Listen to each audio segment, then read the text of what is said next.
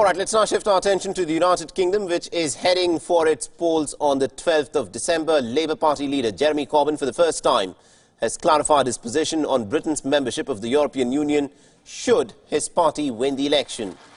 Now, United Kingdom's current Prime Minister Boris Johnson's main rival for the prime ministerial position, Jeremy Corbyn, has said that he will remain neutral in case a second Brexit referendum takes place. Now, Jeremy Corbyn has also confirmed to a studio audience that he will not campaign either for Leave or for Remain. Now, his comments come after facing mounting pressure in recent days to pick a side in the session in which Boris Johnson was criticised over the way that Corbyn had been confronted by him over anti-Semitism and his sweeping renationalisation plans. Meanwhile, the 12th of December elections called by the Conservative Party aims to resolve a deadlock in the Parliament over the right approach to leaving the European Union.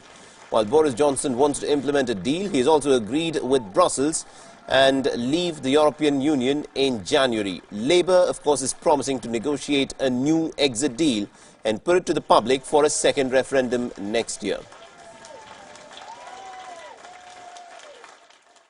We will negotiate a credible leave deal with the European Union. Let me finish, please. I'm trying to answer the gentleman's question. Secondly, we will put that alongside Remain in a referendum. My role and the role of our government will be to ensure that that referendum is held in a fair atmosphere, and we will abide by the result of it. So after months of promising to run candidates in all 650 constituencies in December's UK election, Brexit party leader Nigel Farage has announced a change of plan on a visit to the coastal town of Hartlepool. Meanwhile, Farage has said that he wanted to avoid splitting the pro-Brexit vote with the Conservatives.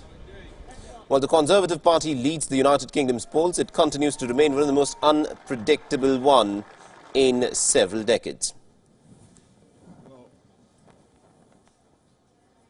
So the United Kingdom's general election remains one of the most unpredictable one in decades. One reason for that is that many voters are now more attached to their positions on Brexit than to traditional political parties. It is an issue that both Labour and the Conservatives are having to think about. Take a look at this report.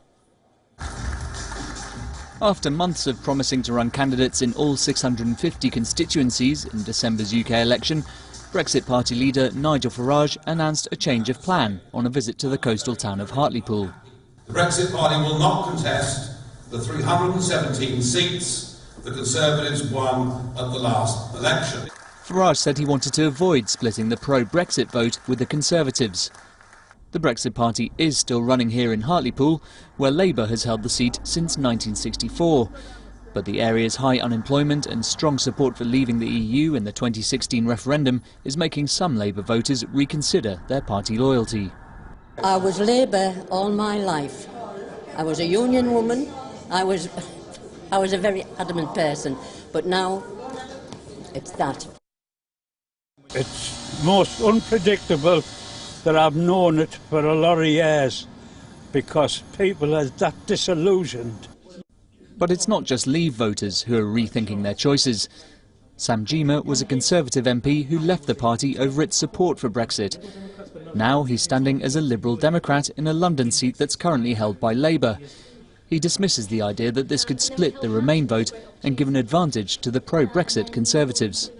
The idea that we only take votes from the Labour Party misunderstands what is going on in the country. Liberal Democrats are pulling votes from the Conservatives and from the Labour Party as the unequivocal Remain party.